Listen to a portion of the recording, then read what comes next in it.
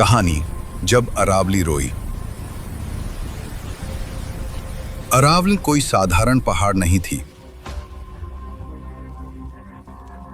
वो धरती की रीढ़ थी, हवा को रोकने वाली दीवार,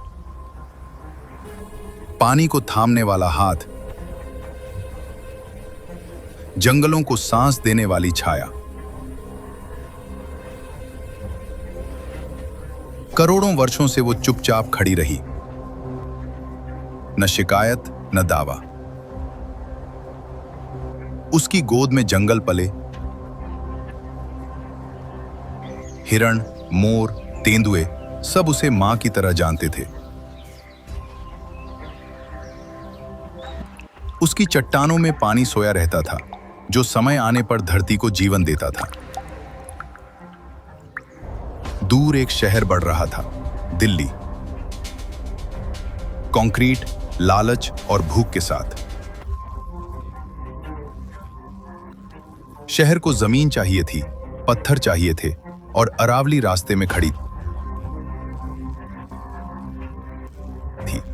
फाइलें चली, कागजों पर स्याही बही।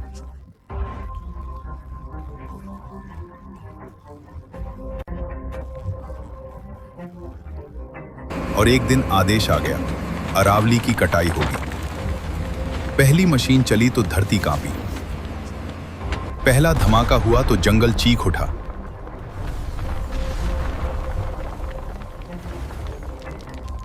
पेड़ गिरे, घोंसले टूटे, जानवर भागे, कई भाग भी न सके। अरावली चुप रही, पर उसकी चुप्पी में दर्द था। दिनों में पहाड़ मैदान बन गया। जहां कभी हरियाली थी, वहां धूल थी। जहां कभी पानी रुकता था, वहां दरारें थीं। अब हवा को रोकने वाला कोई नहीं था। रेगिस्तान ने चलना शुरू किया। बारीक रेत हवाओं में उठी और धीरे धीरे नए इलाकों तक पहुंचने लगी। गर्मी बढ़ी, पानी घटा, हवा जहरीली होने लगी। दिल्ली का दम घुटने लगा। नल सूख गए, टैंकरों पर लड़ाइयां होने लगी।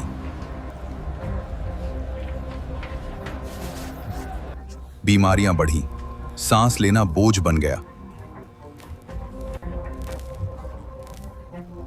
लोग शहर छोड़ने लगे। बसों, ट्रेनों, सड़कों पर एक ही सवाल था, ये सब अचानक कैसे हुआ?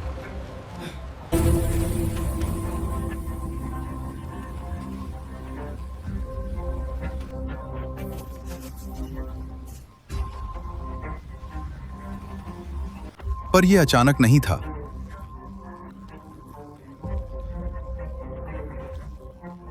यह बहुत पहले शुरू हो चुका था, जब अरावली को काटने का फैसला लिया गया था।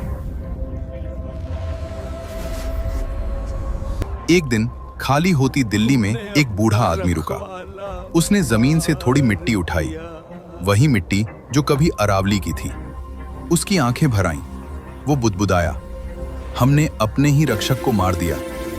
दूर रेत का तूफान उठ रहा था, जैसे प्रकृति याद दिला रही हो, जो उसे नष्ट करता है वो अपने भविष्य को नष्ट करता है। अरावली अब नहीं थी, पर उसका अभाव एक चेतावनी बनकर रह गया।